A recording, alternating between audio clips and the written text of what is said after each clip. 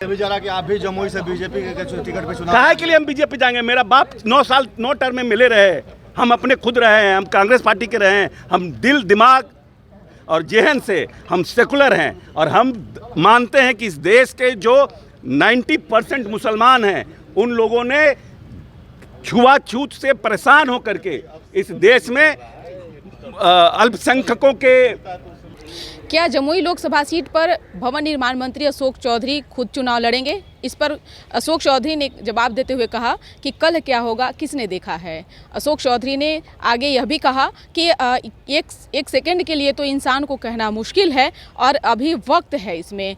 उन्होंने यह भी कहा कि हम सेकुलर हैं, हम अगर कहीं भी रहेंगे तो हम अपने नीति और सिद्धांत के अनुसार ही रहेंगे। बता दें कि अशोक चौधरी को लेकर इन दिनों बिहार में चर्चा यह उठ रहा है कि आगे आने वाले 2024 के लोकसभा चुनाव में अशोक चौधरी लोकसभा का चुनाव लड़ेंगे। अशोक चौधरी ने इन सब चीज़ों पर एक बार फिर से प्रश्नवाचक चिन्ह खड़ा कर दिया है और कहा कि कल किसने देखा है। आगे हम आपको छोड़े जाते हूं तमाम बयानों के साथ कि क्या कुछ कहना है जमुई सीट पर चुनाव लड़ने को लेकर अशोक चौधरी को। इस्तीफा नहीं देंगे तो ऐसे तब तक सदन ये भारतीय जनता पार्टी की दोहरी नीति कैसे चलेगी? दोहरी नीति तो नहीं चलेगी। अब भारतीय जनता पार्टी के नेता कहते हैं कि छगन भुजबल और एनसीपी के लोग भ्रष्टाचारी हैं, प्रफुल्ल पटेल, और आप उनको अपनी पार्टी में ले लिए। आपके लिए सब बढ़िया है। ऐसा कौन डिटर्जेंट पाउडर आपके पास है कि आपके पास जो जाता है वो सब शुद्ध हो जाता है, हमारे पास आता है तो महकने लगता है? ऐसा कौन डिटर्जेंट पाउडर बता दिए तो हम लोग भी वही यूज करने लगेंगे। आइए सर, नीतीश कुमार एफआईआर पे अपने मंत्रियों से इस्तीफा ले लेते हैं और अब परिस्थितियां बदल गई है ना भाई, राजनीतिक परिस्थितियां बदल गई है। अब एफआईआर पर लेने लगेंगे तो साला जितना मंत्री है जितना विधायक सब पर एफआईआर कर देगा ये लोग।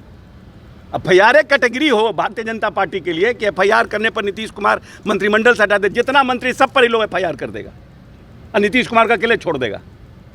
नीयत साफ नहीं ना है, नीयत क्लियरिटी रही, पारदर्शिता रही, ट्रांसपेरेंसी रहे तब ना।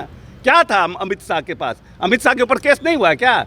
समय का इंतजार करना चाहिए। समय बहुत बलवान होता है, समय से बड़ा कोई नहीं है, समय से ज़्यादा कोई बड़ा नहीं होता है और सबका समय आता है और सबका समय बदलता है। कहा ये भी जरा कि आप भी जमुई से बीजेपी के टिकट पे चुनाव काहे के लिए हम बीजेपी जाएंगे? मेरा बाप 9 साल 9 टर्म में मिले रहे, हम अपने खुद रहे हैं, हम कांग्रेस पार्टी के रहे हैं, हम दिल दिमाग और जेहन से हम सेकुलर हैं और हम मानते हैं कि इस देश के जो 90% मुसलमान हैं उन लोगों ने छुआछूत से परेशान होकर के इस देश में अल्पसंख्यकों के में शामिल हो गए और आज उनको टारगेट किया जा रहा है। ये जितने लोग हैं, जो लोग ज़्यादातर लोग अति पिछड़े के और दलितों के थे, क्योंकि उस समय सनातन धर्म में छुआछूत अपनी प्रकाष्ठा पर था और जब मुगल शासन था उसमें वहाँ छुआछूत नहीं था, तो लोग बदल गए।